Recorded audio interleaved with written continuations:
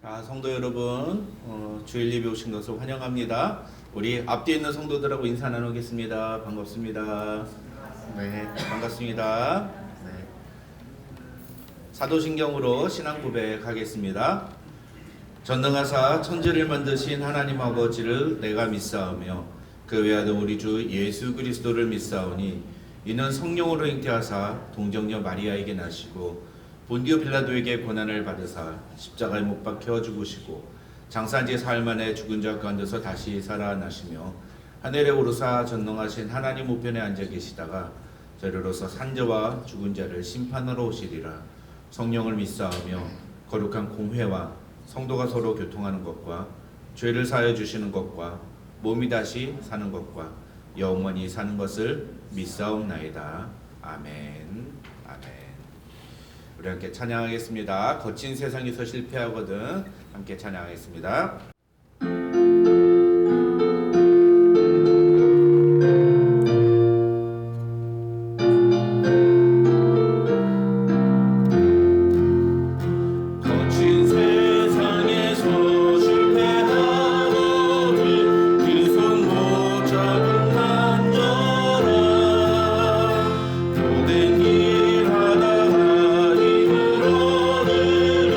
그 손 못 잡은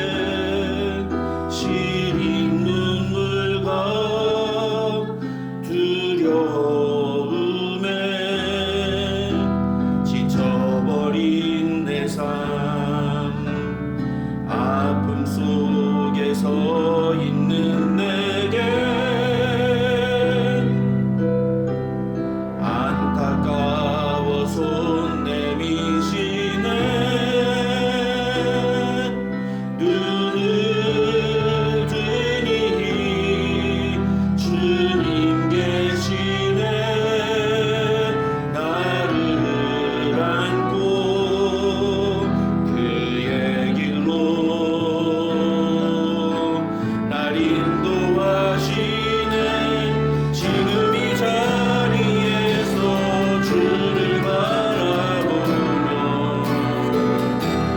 지금 이 자리에서 주가 영광 받으심으로 주께 승복하리라.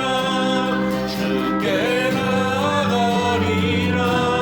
지금 이 자리에서 살아내리라. 둘러봐도 보이지 않고 막혀버린 삶의 현실들 가슴 속에 시린 눈물과 두려움에 지쳐버린 내 삶 아픔 속에 서 있는 내게 안타까워 손 내미시네. 은은히 주님 계시네. 나를 안고 그의 길로 날 인도하시네. 지금 이 자리에서 주를 바라보며 지금 이 자리에서 주가 영광 받으시도록 주께 승복하리라. 주께 나아가리라. 지금 이 자리에서 살아내. 우리 다시 한번 찬양합시다. 둘러봐도 보이지 않고 둘러봐도 보이지 않고 막혀버린 삶의 현실들 가슴 속에 시린 눈물과 두려움에 지쳐버린 내 삶 아픔 속에 서 있는 내게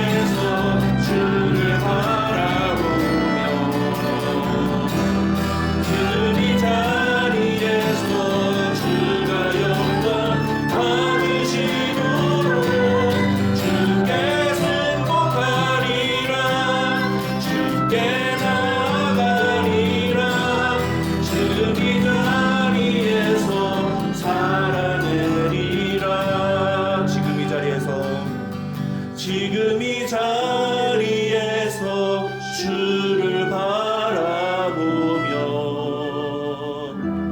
지금 이 자리에서 주가 영광 받으시도록 주께 순복하리라 주께 나아가리라 지금 이 자리에서 살아내리라.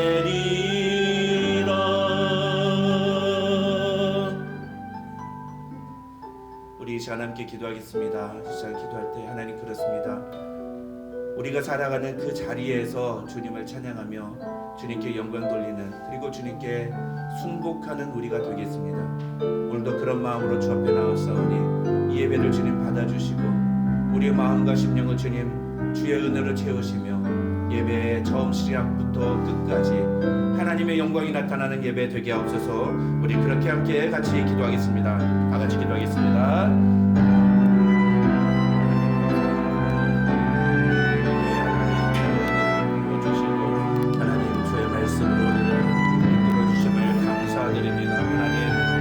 우리에게 주신 귀한 예배 자리를 소중히 여기며 주 앞에 나가는 우리 모두 될 수 있도록 하나님 도와주시옵소서.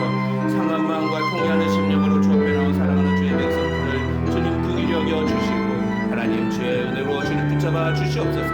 주의 긍휼하심으로 주님 채워 주시옵소서. 아버지 하나님 붙들어 주시옵소서. 주의 성령의 능력으로 주님 붙들어 주시옵소서. 주님 붙잡아 주시옵소서. 주님 아니면 답이 없다고 주 앞에 나온 사랑하는 성도들 주님 붙들어 주시고 위로하여 주시고 또 말씀으로 붙잡아 주셔서 하나님의 놀라운 능력을 경험하는 예배 자리 될 수 있도록 하나님 도와주시옵소서. 예배 시종을 주님께 부탁합니다. 주님 도와주시옵소서.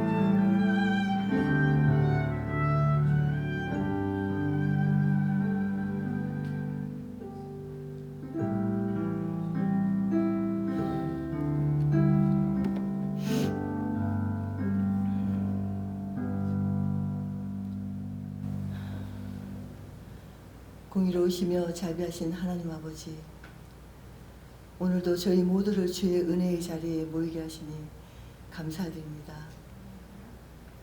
지난 한 주간의 삶을 돌아볼 때 어렵고 힘든 일을 겪어낸 가정도 있었고 그 가운데서 하나님의 도우심으로 기쁜 일을 겪으며 즐거워하는 가정도 있었음을 우리 모두가 기억하며 이 모든 일이 주께서 세심하게 저희를 지켜주셨던 기억을 하며 또한 감사를 드립니다. 그 어려운 순간마다 주의 인도하심으로 평안을 누릴 수 있었기에 우리가 오늘 말씀 앞으로 다시 모일 수 있었음도 믿음으로 고백합니다.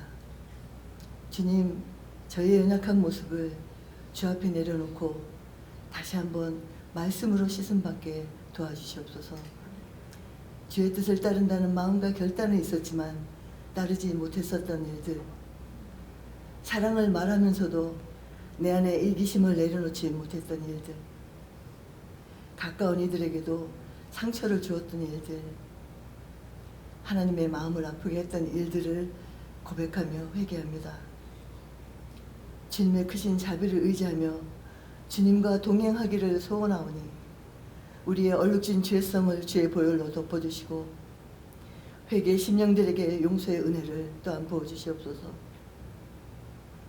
창조주이신 하나님, 저희에게 새 마음을 주시옵소서. 믿는 자로 하루하루 살아갈 때에 그 믿음이 그저 머물러 있는 것이 아니라 사랑으로 역사하도록 도와주시옵소서. 예수님의 생애가 그랬던 것처럼 우리의 하루하루도 복음이 증거되는 시간으로 살도록 저희 모두를 이끌어 주시옵소서. 성령님, 저희 안에 거하셔서 어떤 고난이 닥쳐와도 능력의 말씀들을 기억하게 하시고 때로는 담대하게 말씀을 선포하며 손을 얹고 기도함으로 주의 명령에 순종케 하시고 우리의 말과 행동, 작은 선택 하나에서도 주님의 인도하심을 받는 자녀로 살아가도록 인도하여 주시옵소서. 열매를 맺음으로 그들을 알리라고 하신 주님, 사랑과 희락, 화평과 오래 참음, 자비와 양선, 충성과 온유, 절제의 열매들이 우리 가운데 맺히게 하셔서 그 열매로 인해 아직 주님을 알지 못하는 이들이 우리의 행실로 인해 하나님 앞으로 담대히 나와 구주를 영접하는 기쁘고 참으로 놀라운 일들이 일어날 수 있도록 저희 교회에 또한 역사하여 주시옵소서. 사랑의 주님, 이 시간 주님께서 세우신 각 가정을 위해서 기도합니다. 가정에서 주의 평강이 머물게 하시고 서로 간에 이해하고 용서하며 탓하기보다는 품는 사랑이 넘치는 가정들이 되도록 도와주시옵소서. 하나님, 이 시간도 주의 능력으로 목사님의 전하시는 말씀에 함께하여 주시고 주의 마음을 대언할 수 있도록 성령으로 기름 부어주셔서 말씀을 듣는 우리에게 깨닫는 은혜를 더하여 주시옵소서. 그리고 말씀을 듣고 깨닫는 대로 그 말씀을 살아내는 복된 자녀들의 삶으로 주님 우리를 이끌어 주시옵소서. 살아 역사하시는 좋으신 하나님 아버지, 예배의 처음과 마지막이 오직 주님께만 있음을 고백합니다. 예배 가운데 주의 임재가 충만케 하시고 말씀을 통하여 주님의 뜻이 우리 가운데서 열매 맺기를 간절히 원합니다. 마음을 들여드린 이 기도를 주께서 들으시고 응답하실 것을 믿사오며 지금도 우리의 기도에 귀 기울이시는 예수님의 이름으로 기도드립니다. 아멘.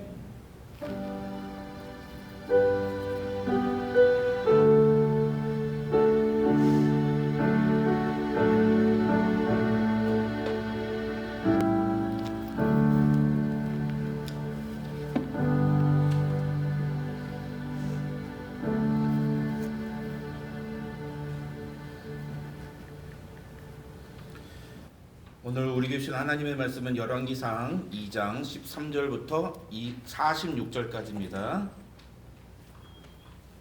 열왕기상 2장 13절부터 46절, 좀 길지만 우리 다 같이 한 목소리로 함께 읽겠습니다.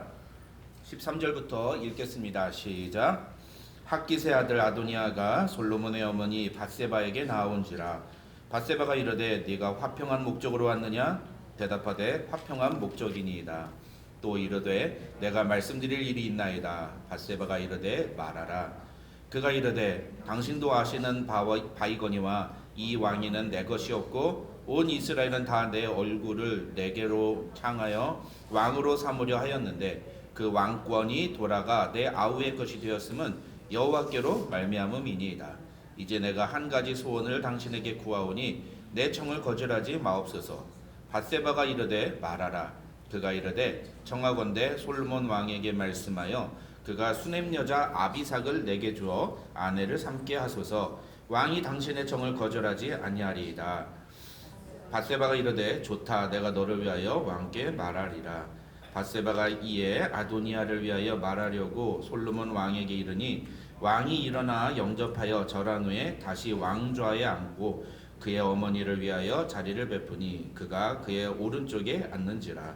밧세바가 이르되 내가 한 가지 작은 일로 왕께 구하오니 내 청을 거절하지 마소서. 왕이 대답하되 내 어머니여 구하소서. 내가 어머니의 청을 거절하지 아니하리이다.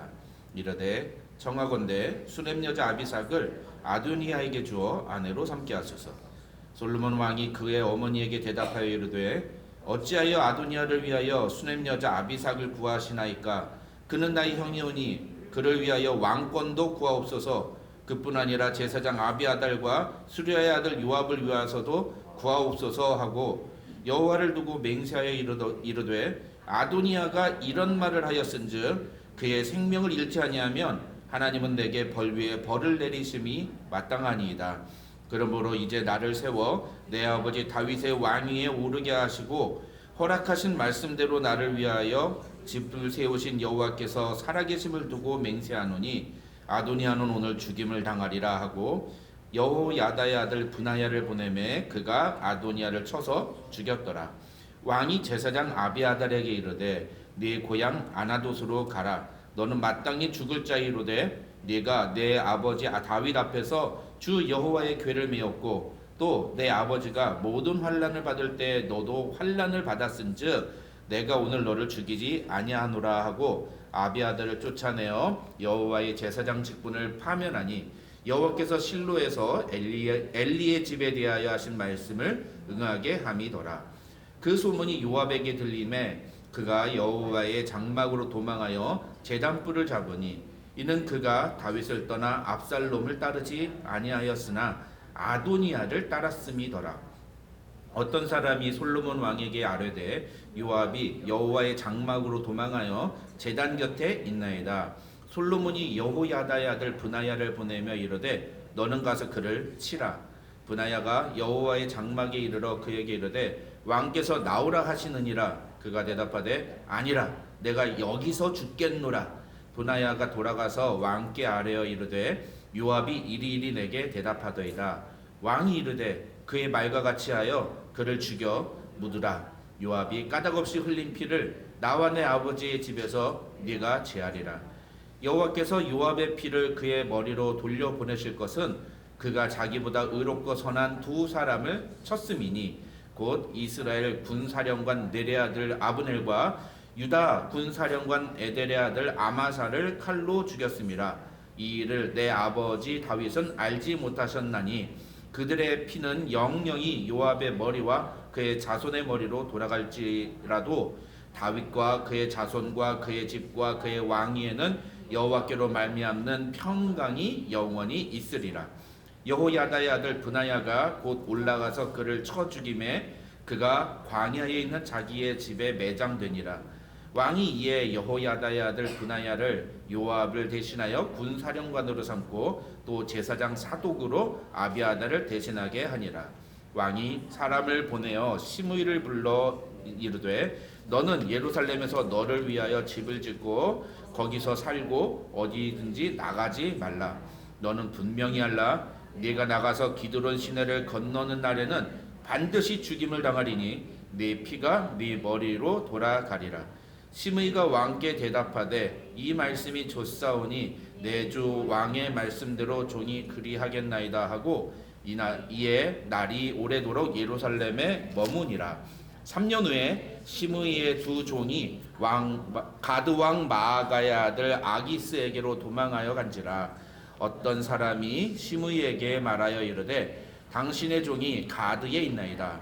시므이가 그 종을 찾으려고 일어나 그의 나귀에 안장을 지우고 가드로 가서 아기스에게 나아가 그의 종을 가드에서 데려왔더니 시므이가 예루살렘에서부터 가드에 갔다가 돌아온 일을 어떤 사람이 솔로몬에게 말한지라. 왕이 사람을 보내어 시므이를 불러서 이르되 내가 너에게 여호와를 두고 맹세하게 하고 경고하여 이르기를 너는 분명히 알라. 내가 밖으로 나가서 어디든지 가는 날에는 죽임을 당하리라 하지 아니하였느냐. 너도 내게 말하기를 내가 들은 말씀이 좋으니이다 하였거늘 내가 어찌하여 여호와를 두고 한 맹세와 내가 네게 이른 명령을 지키지 아니하였느냐. 왕이 또 시므이에게 이르되 네가 네 마음으로 하는 모든 악 곧 내 아버지에게 행한 바를 네가 스스로 안하니 여호와께서 네 악을 네 머리로 돌려 보내시리라. 그러나 솔로몬 왕은 복을 받고 다윗의 왕위는 영원히 여호와 앞에서 견고히 서리라 하고 여호야다의 아들 브나야에게 명령하매 그가 나가서 시므이를 치니 그가 죽은지라. 이에 나라가 솔로몬의 손에 견고하여 지니라. 아멘. 아멘. 자, 오늘 우리 함께 읽은 본문 말씀 가지고 하지 말아야 할 일은 하지 말아야 한다 라는 제목으로 하나님의 말씀 살펴보겠습니다. 오늘 본문에는 네 사람에 대한 이야기가 나옵니다. 그래서 사실 이 네 사람의 이야기 다 우리가 알아야 되기 때문에 본문이 길더라도 좀 다 읽었습니다.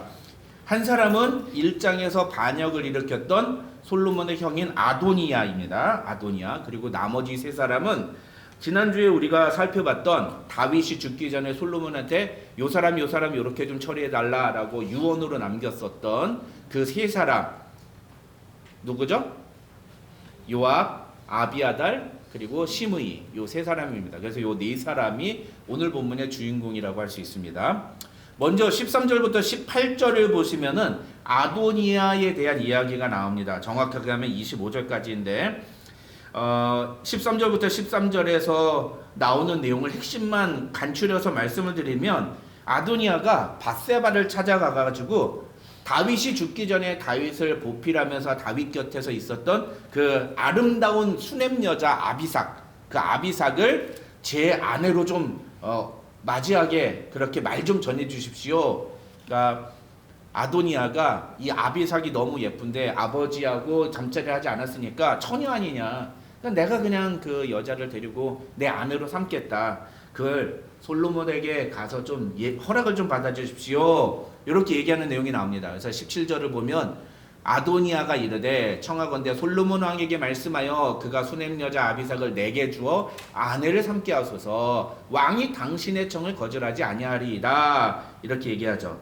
그러니까 밧세바는 그런 아도니아의 말을 그냥 그 액면 그대로 듣고 믿고 가서 솔로몬에게 그 얘기를 전합니다. 그런데 19절부터 25절을 보면 그런 이야기를 들은 솔로몬이 크게 화를 내요. 처음에는 어머니가 하시는 말씀 제가 다 들어드리겠습니다 라고 얘기하다가 어머니가 얘기하는 밧세바가 얘기하는 얘기를 듣더니만 지금 무슨 얘기를 하시는 겁니까 하면서 화를 낸단 말이죠. 그러면서 22절을 보면은 뭐라고 합니까? 어찌하여 아도니아를 위하여 수냄 여자 아비삭을 구하시나이까? 그는 나의 형이오니 그를 위하여 왕권도 구하옵소서. 이렇게 얘기합니다. 왕권도 주라. 무슨 얘기입니까? 차라리 아도니아가 왕이 되라고. 너 왕위에서 솔로몬 저보고 왕위에서 내려오고 아도니아를 왕으로 세우라고. 그렇게 한번 말씀해 보시지요. 이렇게 얘기를 하는 겁니다. 심지어 솔로몬은 그 얘기가 있고 난 다음에 23절에서 뭐라고 얘기합니까? 여호와를 두고 맹세하여 이르되 아도니아가 이런 말을 하였은즉 그의 생명을 잃지 아니하면 하나님은 내게 벌 위에 벌을 내리심이 마땅하니이다. 아도니아가 이런 말을 하는 거 보니까 내가 아도니아를 반드시 죽여버려야 되겠습니다 라고 선언을 하는 겁니다. 그래서 솔로몬은 그 다음에 아도니아를 진짜로 죽입니다. 그렇죠? 그러면 솔로몬이 왜 그렇게 아도니아의 말에 민감하게 반응할 걸까요? 솔로몬 다 가졌잖아요. 왕위도 가졌잖아요. 그럼 그 여자 하나 못 줘요? 예? 여자 하나 못 줍니까? 아버지하고 뭐 잠자리를 했다면은 뭐 어떻게 보면 아버지의 첩이니까 그거 안 된다 하지만 잠자리도 갖지 않았잖아요. 그러니까 그냥 몸종처럼 이렇게 종이라고 생각하면 아도니아한테 이 아비삭을 줄 수도 있는 거 아니에요? 근데 그게 아닙니다. 아도니아가 지금 그 밧세바한테 가서 얘기하는 것은요, 은연중에 자기가 다윗의 왕위를 이을 왕이 계승자다라는 얘기를 하는 거예요. 그래서 오늘 보면 앞에 잘 보면은 그 아도니아가 밧세바한테 가서 뭐라고 얘기합니까? 사실은 온 국민이 나를 왕으로 세우는데 내가 왕이 되어야 되는데 하나님 때문에 내가 왕이 안 되고 당신에도 솔로몬이 왕이 되지 않았습니까? 그 얘기 뭡니까? 여전히 아도니아의 마음에는 자기가 왕이 되어야 한다라는 생각이 있었던 거예요. 이 반역의 이 마음이 아직 사그러들지 않은 거죠. 그래서 그것을 교묘하게 바꿔서 자기가 왕을 이을 정당성을 갖고 있다는 것을 이야기하기 위해서 다윗 왕의 여자였던 아비삭을 자기가 가로채겠다는 거예요. 이 장면이 어디서 나오냐 하면은 압살롬 때 나옵니다. 압살롬 때. 압살롬. 사무엘하 16장 21절과 22절을 보면은요, 압살롬이 예루살렘으로 쳐들어가 가지고 다윗 왕이 머물렀던 예루살렘 성에 들어간 다음에 어떻게 합니까? 다윗의 후궁 10명하고 같이 잠자리를 해요. 이건 단순히 그냥 이 어떤 그 남녀 간의 성적인 행위를 말하는 게 아니에요. 다윗의 왕위를 내가 잇는다라고 하는 것을 선언하는 거라는 겁니다. 그러니까 우리 식으로 생각하면 이걸 이해를 못 하는데 당시의 사람들은 왕의 여자를 자기가 쟁취한다? 그거는 자기가 왕위를 계승하는 정당성을 갖고 있다는 걸 많은 사람들 앞에서 공포해버리는 것과 똑같은 겁니다. 아도니아는 반역을 저질렀음에도 불구하고 솔로몬의 관용으로 목숨만은 부지했습니다. 어떻게 살아났는가는 조금 있다가 제가 다시 설명을 드릴게요. 그랬다면 죽은 목숨이었어요. 그때가 죽지 않고 살았어요. 어떻게 해야 돼요? 가만히 있어야 돼요. 찍소리 하지 말고 그냥 가만히 있는 게 목숨을 부지하는 방법입니다. 그런데 아도니아는 자중하지 못하고 요즘 젊은 한국의 젊은 애들은 자중해 그런 말을 쓴다 그래요. 자중해 자중해야 돼요. 자중해야 돼요. 근데 자중하지 못하고 하지 말아야 할 말을 하는 거예요. 다시 한번 왕권에 대한 욕심을 끝내 표출하고 만 거죠. 뭐 100번 양보해서 그게 왕권에 대한 욕심이 아니었다라고 본다 할지라도 아버지 다윗을 수발했던 아비삭을 탐하는 행위는 결코 옳은 게 아니죠. 그건 율법에서도 금지하는 내용입니다. 더군다나 지금은 어떤 상황이에요? 그렇게 예쁜 여자 아내로 삼고 막 이렇게 희난거리면서 살 때입니까? 방금 전까지 반역을 저질렀는데 자중해야 할 때예요. 아무리 예쁜 여자가 있어도 그 여자를 자기 아내로 삼고 싶단 말을 그렇게 입 밖으로 내뱉을 만한 상황이 아니란 말이죠. 그런데 아도니아는 자기 욕망에 의해서 행동했어요. 자기가 하고 싶은 대로 그냥 욕망을 따라 사는 거예요. 그 욕망이 무엇이냐는 뭐 여러 가지 따져볼 수 있죠. 그게 왕권이든 아니면 그냥 예쁜 여자 보고 예쁜 여자를 아내로 맞이하고 싶은 마음이든 무엇이든 간에 아도니아는 욕망에 의해서 행동을 한 사람이었던 거죠. 그런 면에서 안타까운 사람이 한 명 있습니다. 그 누구냐면 밧세바예요. 밧세바.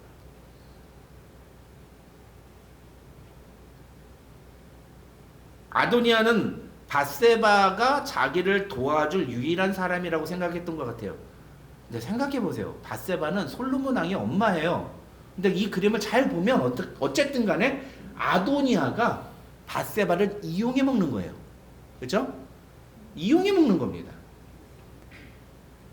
그런데 밧세바는 어떡합니까? 그 아도니아의 그 계략대로 행동하죠. 결과론적으로 보면 그래서 아도니아는 밧세바 때문에 죽어요. 사실 그게 맞습니다. 그렇게 되지만 여기서 중요한 건 뭐예요?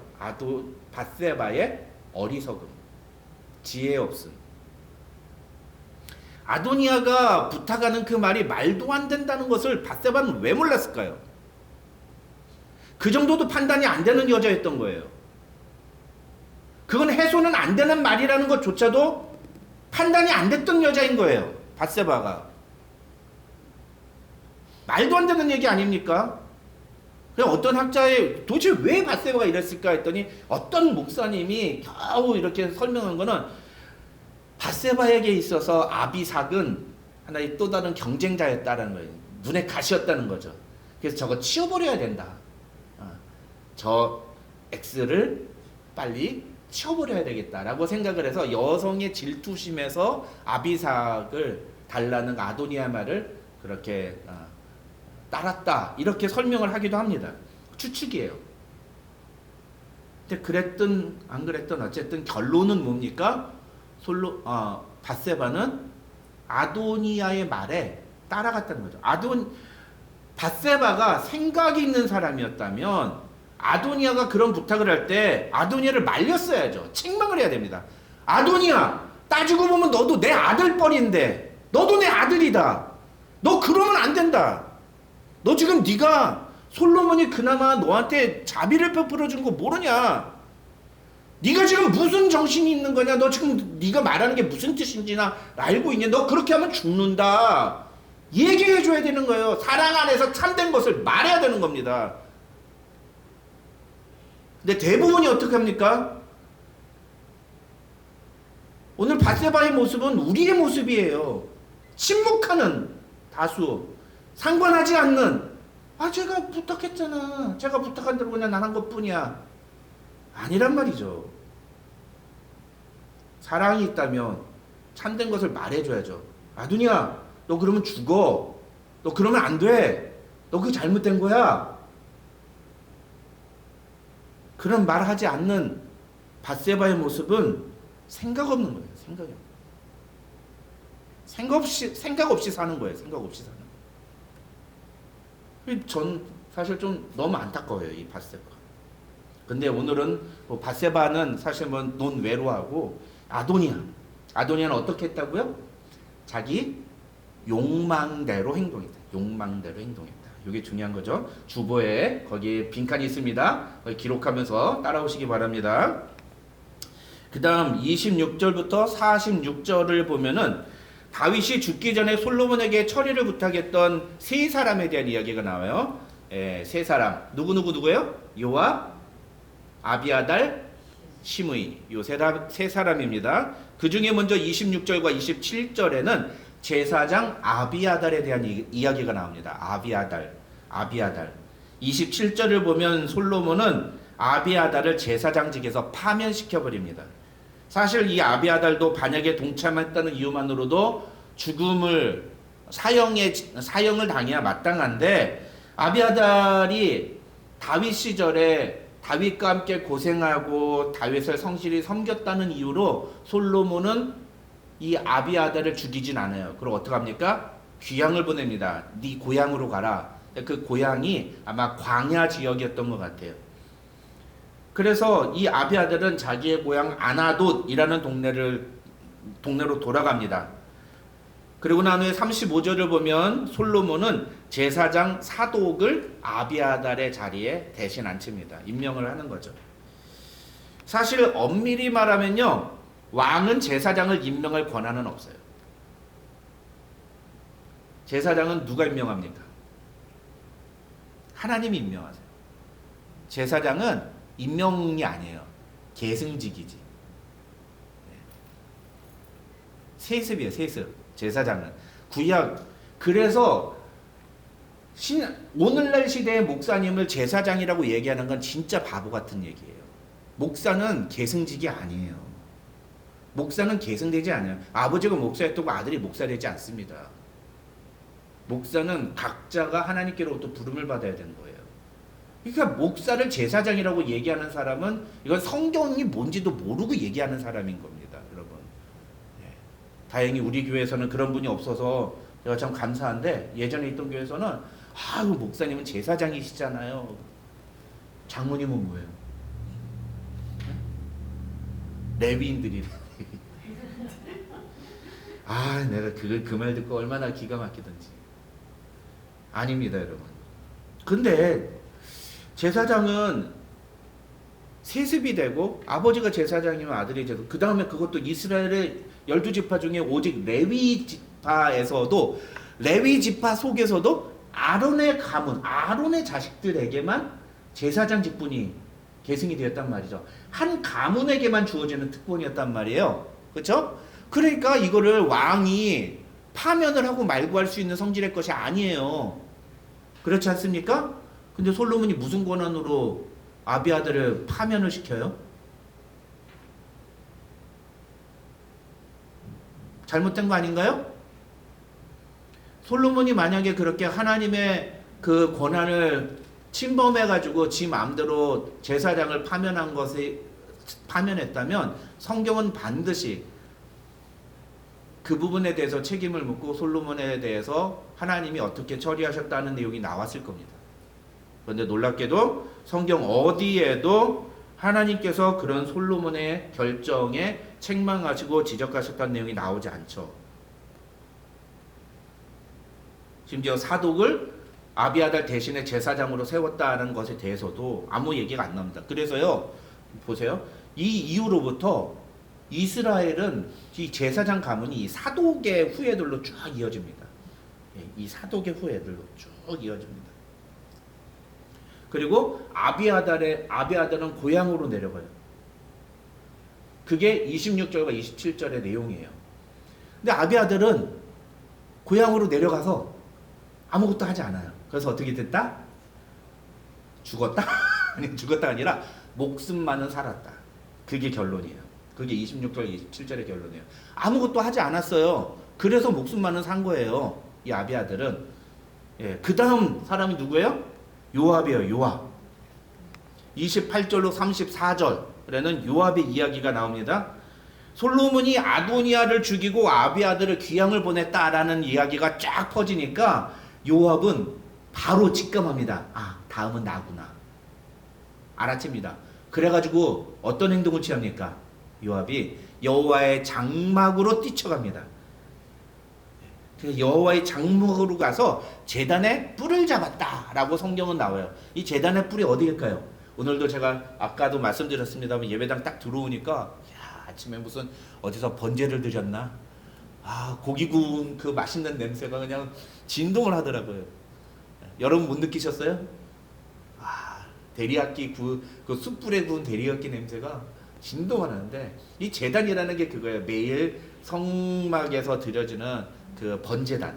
그래서 이거예요, 이게 성막의 번제단. 그러니까 뿔을 잡았다는 게 저 성막 위에는 저 뿔 저거거든요. 저기를 딱 잡은 거예요. 네, 저걸 잡은 겁니다. 근데 요압이 왜 저걸 잡았을까요? 요건 따라한 겁니다. 누구를 따라했냐? 1장에 나오는 아도니아를 따라한 거예요. 우리가 살펴보진 않았는데 그거 다루지 않았는데 1장 50절로 53절을 보면 솔로몬이 왕이 되었다는 소식이 나니까 아도니아가 이게 큰일 났다. 자기를 따르던 사람들이 모두 다 도망가 버렸어요. 그냥 자기 혼자 남았잖아요. 죽지 않으려고 아도니아가 여호와의 장막으로 가가지고서는 아까 보여드린 이 뿔을 붙잡습니다. 붙잡으면서 뭐라 하냐면 솔로몬이 나 안 죽이겠다고 얘기하지 않으면 나 안 나갈 거예요. 그러면서 얘기해요. 솔로몬이 나 안 죽이겠다고 약속해야지 내가 나갈 겁니다. 그러고 얘기합니다.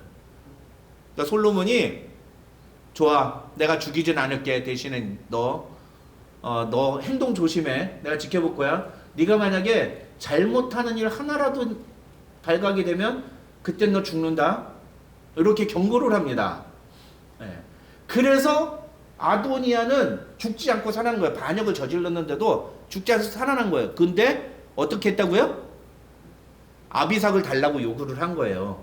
그거는 어떻게 느껴졌다고 솔로몬에게는 왕권을 달라고 요구하는 것과 똑같은 얘기로 느껴졌다는 거죠. 그러니 어떻게 해요? 아도니아는 죽어야지. 그래서 아도니아는 죽은 거예요. 근데 그걸 보고서는 요압이 지난번에 아도니아가 여호와의 장막 뿔을 잡고서는 있으니까 살려줬다. 그래가지고서는 당장 자기도 또 쫓아가가지고 저 뿔을 잡은 거예요. 그런데 솔로몬은 요압을 제단에서 끌어내려서 죽여버립니다.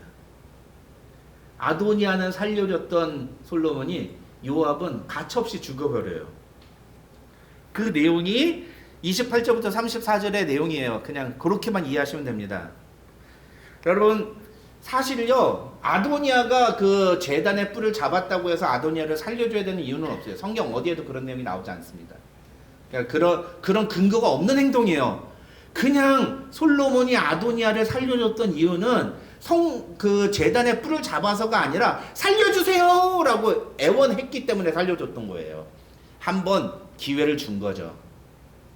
근데 왜 요압한테는 그런 기회를 안 줬을까요? 유대교 전승에 의하면은 유대교의 어떤 제사에 대한 제사법에 의하면 이 제단의 뿔은 이 죄의 용서의 상징인 피를 바르는 곳이었더래요. 이건 율법에 나옵니다. 피를 거기다 짐승의 제물로 바치는 짐승의 피를 그 뿔에다가 발랐던 거예요. 그래서 그것을 붙잡는다는 것은 곧 회개를 상징하는 의미라고 이해했다는 거예요. 그런데 단 하나의 예외 조항이 있는데 출애굽기 21장 14절을 보면 무슨 얘기가 나오냐면 사람이 그의 이웃을 고의로 죽이면 너는 그를 내 제단에서라도 잡아내려 죽일지니라 처형하라 라는 얘기가 나옵니다. 고의로 사람을 죽였다면 그 사람은 반드시 죽여야 한다라고 율법에서 나와 있다는 거죠. 그래서 솔로몬은 이 율법의 근거에서 요압을 처형했다는 겁니다. 아니 요압이 제단의 뿔을 붙잡고 회개한 거 아닙니까? 그럼 회개했다면 좀 용서해야 되는 거 아니에요?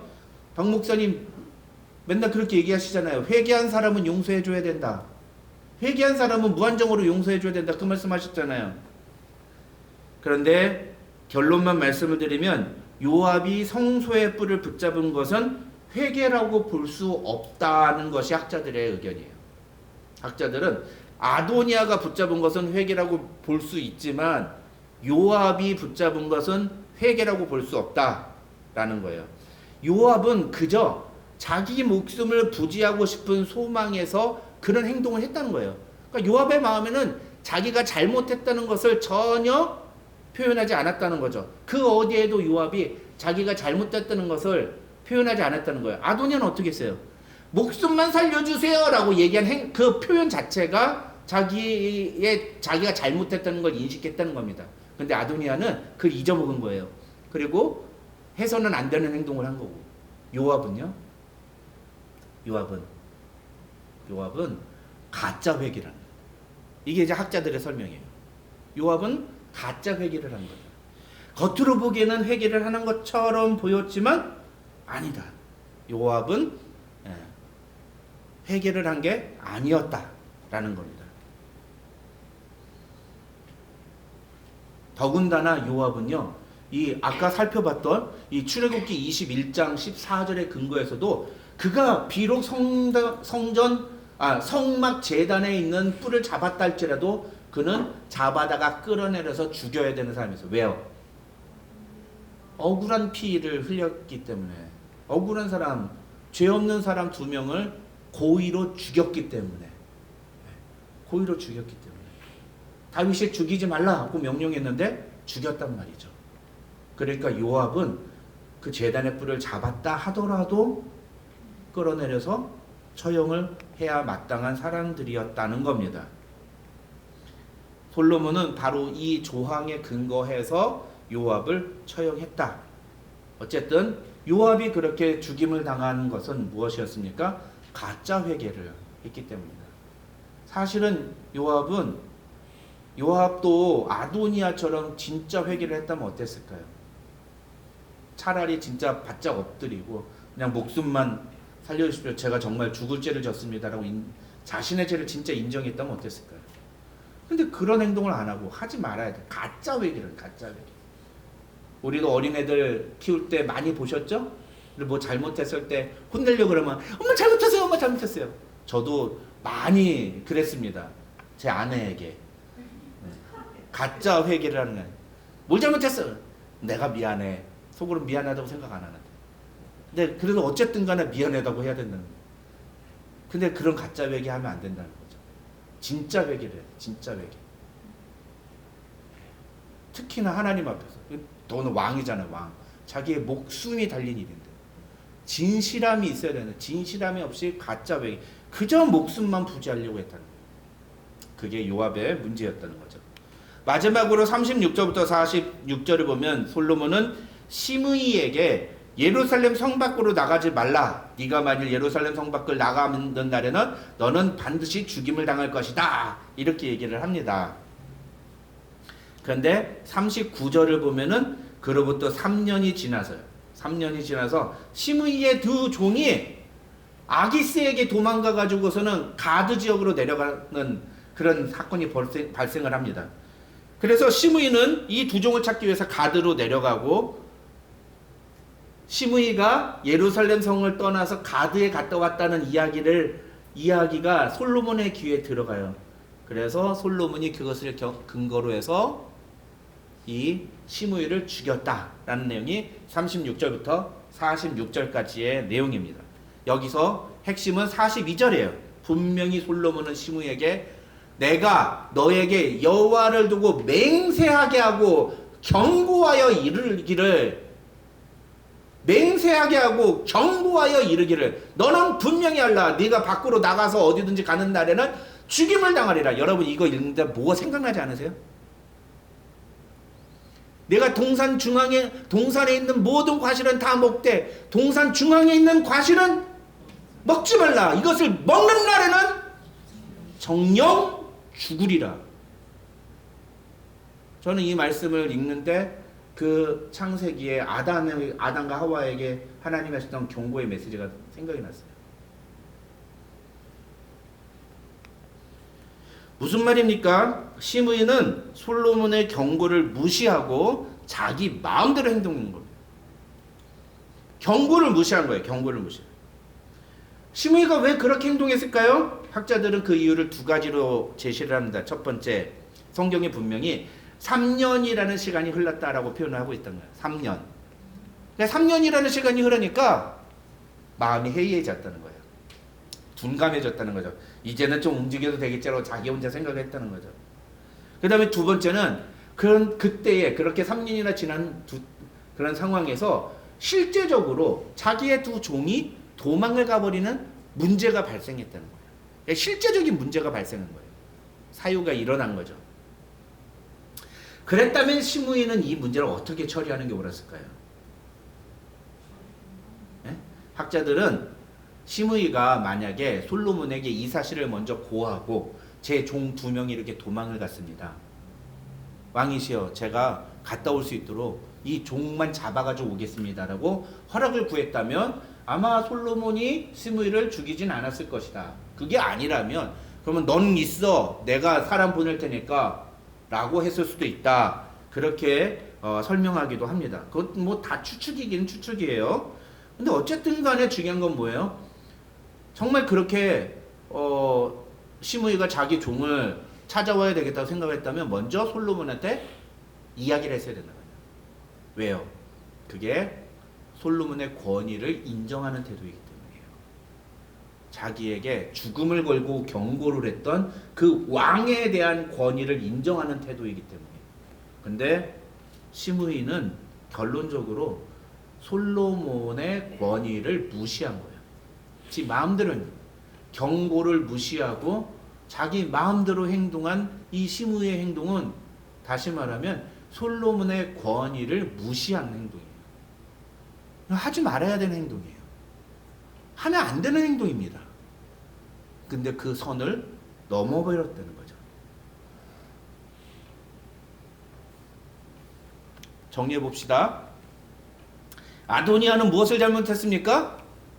아도니아는 자중하고 근신해야 될 때에 자기의 욕망을 채우려고 했습니다. 그것이 왕권에 대한 도전이든 아니면 육체적인 욕망이었든 간에 아도니아가 지금 이 시점에 보여줘야 되는 태도는 아니었다는 거죠.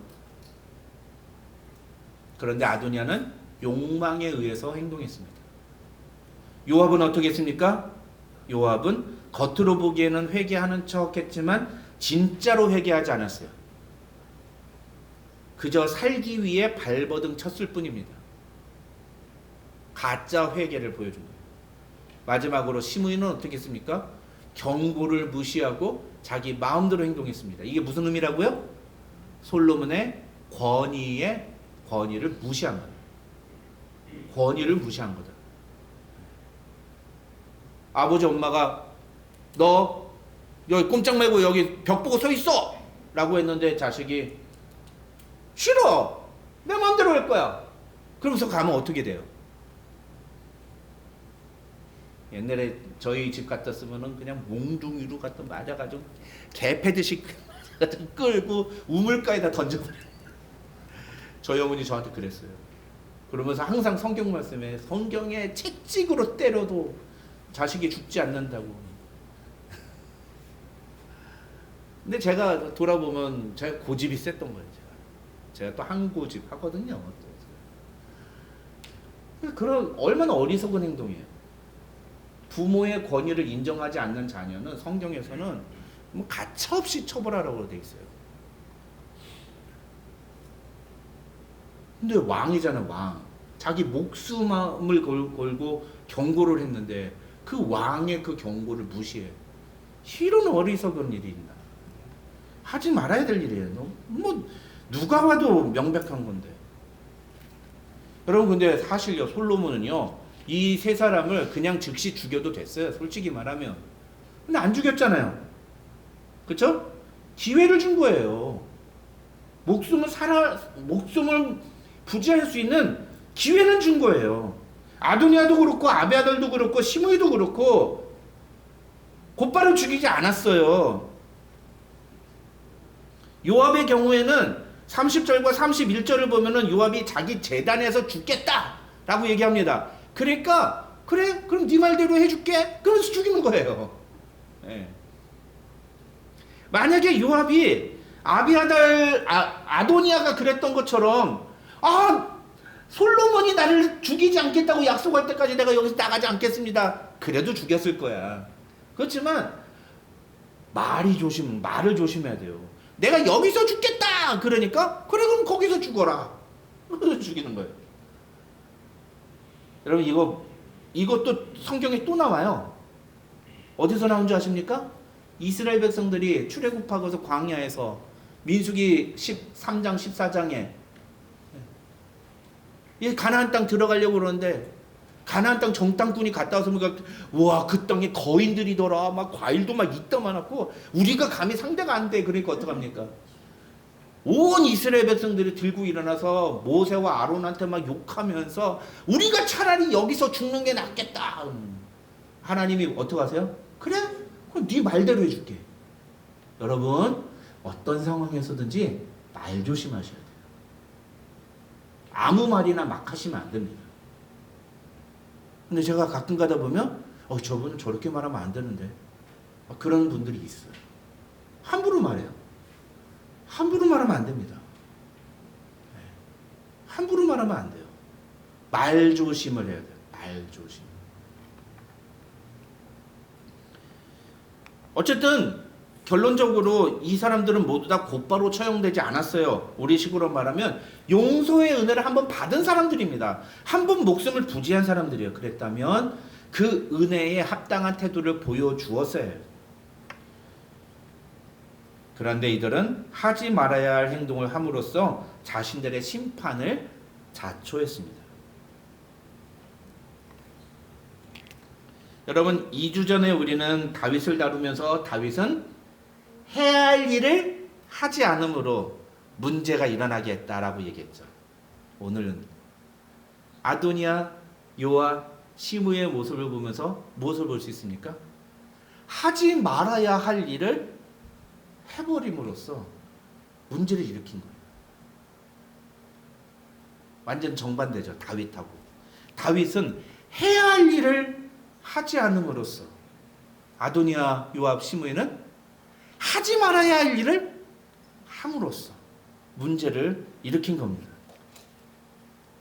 그에 반해 오늘 본문에 지난 다윗 할 때 우리가 다윗은 해야 할 일을 하지 않았는데 유일하게 해야 할 일을 한 사람이 있었다고 했죠. 그게 누구예요? 나단 선지자. 오늘 본문에도 나단 선지자 같은 사람이 한 명이 나옵니다. 누구예요? 아비아달이라는 사람이에요. 그게 선지자 아비아달. 고향에 간 사람. 그래서 목숨만은 살아났다는 그 사람. 여러분 이 아비아달이라는 사람은요. 솔로몬이 지시한 대로 고향으로 내려갔습니다. 그곳에서 결국은 생을 마감을 해요. 그런데 아비아달이 고향으로 내려가서 무엇을 했느냐가 중요해요. 여러분 아비아달 대신에 제사장이 된 사람이 누구라고 했죠? 사독이요. 그 사독의 후예들이 쭉 제사장직을 맡았다고 했죠. 근데 모든 사람이 제사장이 아니잖아요. 사독의 후예들이. 그 사독의 후예들이 나중에 성전에서 성전의 일들을 맡아서 처리한 사람인데요. 그게 누구예요? 그게 사두개인이에요. 이게 사두개인이 여기서 나오는 거예요. 그러니까 사독의 가문이 성전 전체를 관장하는 아주 중요한 가문이 돼버리는 거죠. 근데 그의 반면에 아비아달은 어떻게 되느냐? 아비아달은 이제 고향 아나돗으로 귀향을 떠나서 거기 돌아갔는데 거기서 아비아달은 뭘 했느냐? 신세한탄하면서 맨날 술 마시면서 그렇게 내가 왜 이렇게 됐을까 하면서 그렇게 산 게 아니라 돌아가가지고서는 말씀 연구에 집중했어요. 이 아비아달이라는 사람은 고향으로 돌아가지고 거기서 말씀을 연구하다 보니까 야 이거 하나님의 말씀을 사람들에게 바르게 전하는 역할을 하는 사람들이 필요하겠구나. 내가 여기서 뭘 해야 될까? 내가 죽기까지 내가 이거를 좀 잘 가르쳐서 후학들을 좀 키워내야 되겠다 해가지고 학교를 세웁니다. 그게 선지자 학교예요. 나중에 이제 엘리사 나면 엘리사가 대표적인 선지자 학교 출신이거든요. 근데 에레미야 이 사람 에레미야가 대표적인 선지자 학교 출신이에요. 나중에 또 누가 한 명 나옵니다. 광야에 외치는 자의 소리 누구예요? 예? 세례 요한. 사도 요한이 아니라 세례 요한. 이 세례 요한이 이 아비아달이 세운 선지 학교 출신이에요. 무슨 얘기입니까? 아비아달은 제사장직에서 쫓겨났어요. 그죠? 아비아달은 제사장직에서 쫓겨났습니다. 그러나 그는 하지 말아야 하는 행동은 하지 않았어요. 대신에 뭘 했습니까? 자신이 할 수 있는 일, 그 다음에 자기가 해야 하는 일이 무엇인지를 알고 그것에 집중했습니다. 그 결과 그는 다시 쓰임을 받게 되었어요. 그 자신은 뭐 큰 일을 하지는 못했지만 그가 세운 그 선지자 학교를 통해서 후에 귀하게 쓰임받는 하나님의 선지자들이 배출이 됐다는 거죠.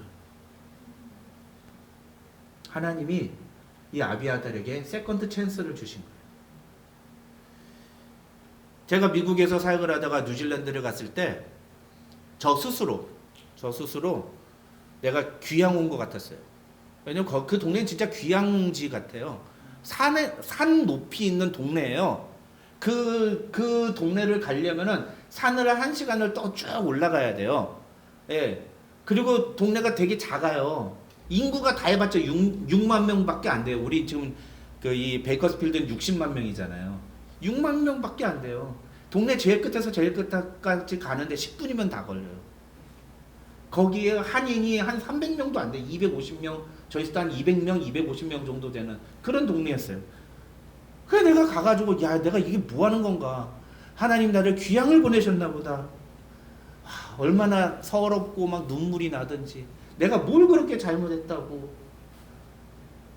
근데 내가 돌이켜보니까 감사한 게 제가 그 뉴질랜드에서 17년 목회를 하면서 8년 동안 목회를 하면서 제가 정말 집중했던 것이 무엇이냐면 내가 여기서 뭘 하냐.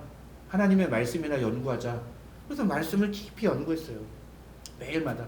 산골짜기에서 뭐 합니까? 아무것도 할 거 없는. 진짜 그 깡시골인데. 제가 살았던 동네에 비하면 이 베이커스필드는 대도시예요. 진짜 대도시예요. 근데 그런 산골짜기 동네에서 제가 매일 아침마다 아침에 9시에 출근해가지고 오후 5시까지 코로나 이후에는 집에서 있었습니다만 출근해가지고 교회에서 예배당에 그 사무실에서 앉아가지고 제가 쭉 했던 게 말씀 연구예요. 그게 지금의 새벽의 만나로 나오고 있는 거예요. 지금의 새벽의 만나. 그래서 저는 이 본문을 보면서 이 아비아달을 보면서 제가 개인적으로 참 감사했어요. 하나님이 나에게도 세컨드 찬스를 주시는구나. 근데 너무 감사했던 건 제가 저 스스로 귀향을 갔다고 생각했던 그 시간에 제가 딴짓하지 않고 그때 얼마나 많은 사람들이 저한테 뭐라 했냐면 목사님 뉴질랜드는 골프 못 치고 등산 싫어하면 트레킹 싫어하고 자전거 싫어하고 이러면 살 동네가 아닙니다 그랬어요. 그래서 저한테 그렇게 골프 치라고 했어요. 근데 제가 골프 치는 것 대신에 성경 공부를 했거든요. 그래서 너무 감사하더라고요. 제가 만약에 뉴질랜드에서 그 무료함을 달래기 위해서 골프 치고 그랬더라면 어떻게 됐을까?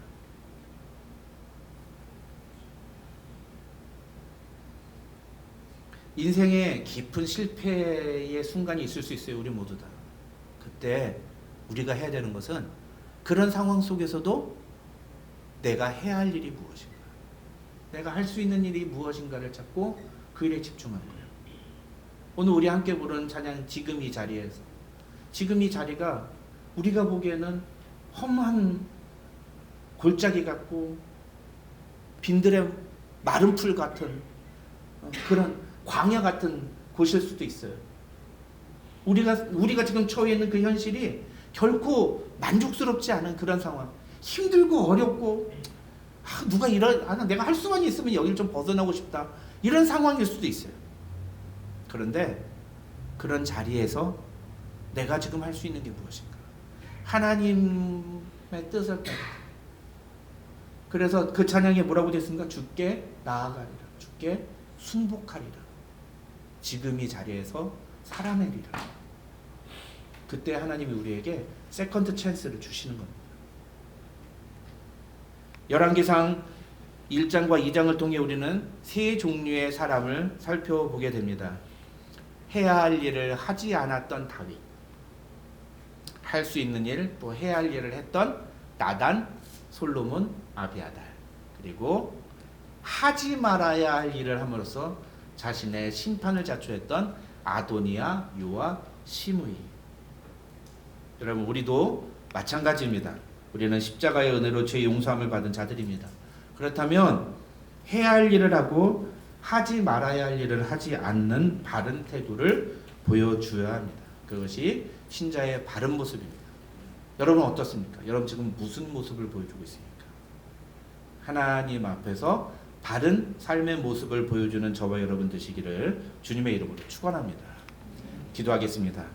이 시간 우리 말씀을 생각하면서 좀 같이 한번 기도할까요? 여러분 자신을 놓고 좀 함께 기도했으면 좋겠습니다. 여러분이 지금 처해 있는 상황이 어떤 상황이라고 생각하십니까? 여러분이 지금 놓여 있는 현실이, 여러분이 있는 그 자리가 지금 어떤 자리라고 생각하십니까? 어떤 상황, 어떤 형편이든 지금 우리가 이 자리에서 해야 할 일은, 하지 말아야 할 일은 하지 않고 우리가 할 수 있는 일, 해야 할 일에 집중하는 겁니다. 그것이 무엇일까요? 그건 여러분이 기도하면서 하나님의 뜻대로 분별해야 됩니다. 이거 생각하지 않고 사는 거, 그 믿음 없는 사람이나 하는 짓이에요. 하나님의 사람은, 믿음이 있는 사람은 내가 지금 어떤 상황에 처했든지 지금 그 상황에서 하나님이 나에게 기뻐하시는 일이 무엇일까를 생각하는 겁니다.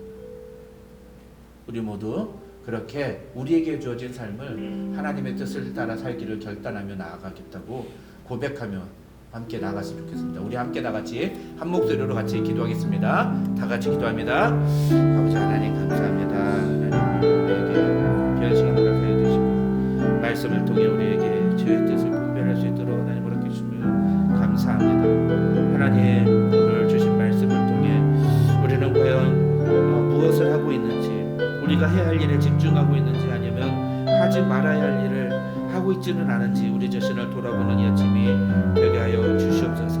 하나님, 우리가 하나님 앞에 보여주는 모든 태도가 예배임을 기억하게 도와주시옵소서. 우리의 삶의 모습이 하나님께 드려지는 예배임을 기억하게 도와주시옵소서. 하나님, 그래야 우리의 삶에 정말 우리가 해야 할 일을 하고 하지 말아야 할 일을 하지 않고 우리가 할 수 있는 일에 집중함으로써 하나님이 우리에게 주시는 세컨드 찬스를 통해 하나님께 쓰임받는 인생이 될 수 있도록 도와주시옵소서. 우리의 상황과 형편을 탓하지 않고 주님을 바라보며 나아가는 우리 모든 성도들 될 수 있도록 하나님 도와주시옵소서. 하나님 붙잡아 주시옵소서. 긍휼히 여겨 주시옵소서. 주님 도와주시옵소서. 여러 가지 삶의 문제와 어려움으로 인하여 고통 중에 있는 지체들을 하나님 오늘 이 말씀을 통해 해야 할 일이 무엇인지를 깨닫는 시간 되게 하여 주시옵소서. 하나님 감사합니다. 오늘도 우리에게 귀한 예배 자리 허락해 주시고 주님 주의 말씀으로 우리를 붙드시고 인도하셔서 오늘 우리가 들어야 할 말씀을 듣게 해주시니 감사합니다.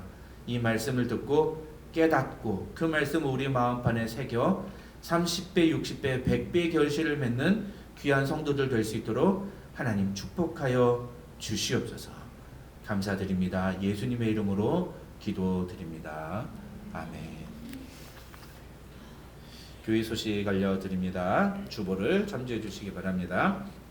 먼저 우리 다음 주 주일 예배는 우리 예배당에서 예배드리지 않고 목양교회에서 연합 예배를 드립니다. 교회 주소는 주보에 있습니다. 교회 주소는 주보에 있으니까 주보 참조해 주시고요. 혹시 잘 모르시겠는 분은 저한테 그 카톡으로 문자 메시지 주시면 제가 도와드리도록 하겠습니다.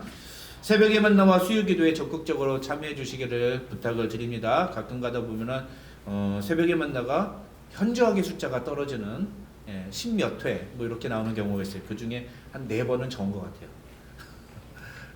그러니까 여러분 새벽에 만나 이렇게 몰아서 막 하지 마시고 매일매일 아침에 한 15분도 안 되지 않습니까? 한 13, 14분이니까 뭐 이렇게 간단하게 들으시고 기도하시고 개인적으로 기도하시고 그 말씀을 붙잡고 개인적으로 기도하시고 여러분이 개인적으로 기도하라고 제가 기도 안 넣는 거예요. 그냥 말씀으로 딱 끝나는 게 아니라 그 말씀 붙잡고 여러분이 기도하시라고 하는 거니까 여러분 그 말씀 듣고 기도하시고 하루를 시작하는 그런 여러분이 되셨으면 좋겠습니다. 아까 우리 신권사님 기도 시간에도 나왔지만 여러 가지 문제로 힘든 시간을 보내고 있는 우리 교우들이 많이 있습니다. 여러분 위해서 기도해 주시고 여러 가지 어려운 문제들이 잘 해결될 수 있도록 하나님의 은혜를 경험할 수 있도록 여러분 위해서 기도해 주시면 감사하겠습니다. 다음 주일에는 우리 여기서 만나는 게 아니라 목양교에서 11시에 예배드립니다. 11시에. 그런데 11시에 예배드리니까 11시에 오면 됩니까? 안 됩니까? 몇 시에 와야 돼요? 11시 10분에 와야 된다고요? 네? 필립? 몇 시까지 와야 될까?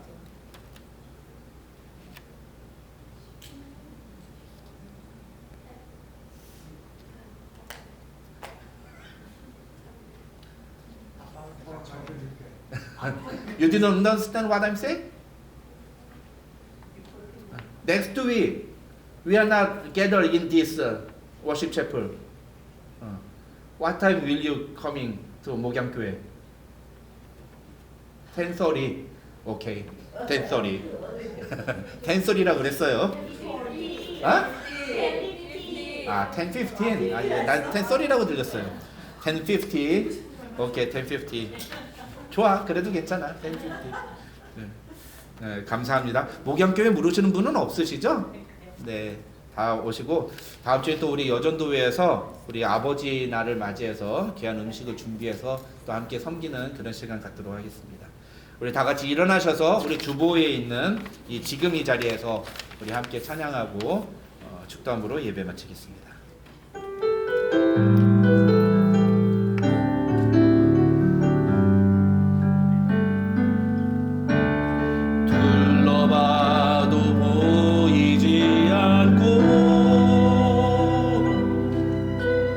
막혀버린 삶의 현실들 가슴 속에 시린 눈물과 두려움에 지쳐버린 내 삶 가슴 속에 서 있는 내게 안타까워 손 내미시네 눈을 들이 주님 계시네 나를 안고 그의 길로 날 인도하시네 지금 이 자리에서 주를 바라보며 지금 이 자리에서 주가 영광 받으시도록 주께 순복하리라 주께 나아가리라 지금 이 자리에서 살아내리라 지금 이 자리에서 주를 바라보며 지금 이 자리에서 주가 영광 받으시도록 주께 순복하리라 주께 나아가리라 지금 이 자리에서 살아내리라. 기도하겠습니다. 하나님 감사합니다. 오늘도 우리에게 귀한 예배 자리 허락해 주시고 우리의 마음과 뜻과 정성을 다하여 주 앞에 예배드릴 수 있도록 허락해 주니 감사합니다. 하나님 아무 자격 없는 우리를 하나님의 자녀로 불러주시고 인쳐주시고 이 땅에서 하나님의 자녀로서 살아갈 수 있는 특권을 주시니 감사합니다. 비록 육신의 몸과 마음은 힘들고 버거울지라도 하나님 우리가 하나님의 자녀임을 잃지 않고 우리가 어디서 무엇을 하며 살아가든 그 자리에서 하나님 앞에 순복하며 살아가는 하나님의 자녀들 되게 하여 주시옵소서. 우리의 삶의 모든 주권이 하나님께 있음을 인정하며 하나님이 나의 삶을 책임지시고 다스리신다는 사실을 믿음으로 고백하며 살아갈 때 그 믿음대로 역사하시는 하나님의 능력을 날마다 체험하는 성도들 되게 해주시고 오늘도 그 믿음의 고백을 담아서 주 앞에 드린 이 예물을 주님 기쁘게 받아주시며 여러 가지 힘들고 어려운 상황 속에서도 최선을 다해 하나님 앞에 예물 드린 그 마음과 그 헌신을 주님 받아주시고 10배로 갚아 주시옵소서. 하나님의 도우심을 따라 살아가는 귀한 하나님의 자녀들 될 수 있도록 주님 축복하여 주시옵소서. 지금은 우리 구주 예수 그리스도의 한이 없으신 은혜와 우리 아버지 하나님의 만극하신 사랑과 성령님의 감동감화 교통 충만하신 은혜가 너희 무리 가운데 함께 있을지어다.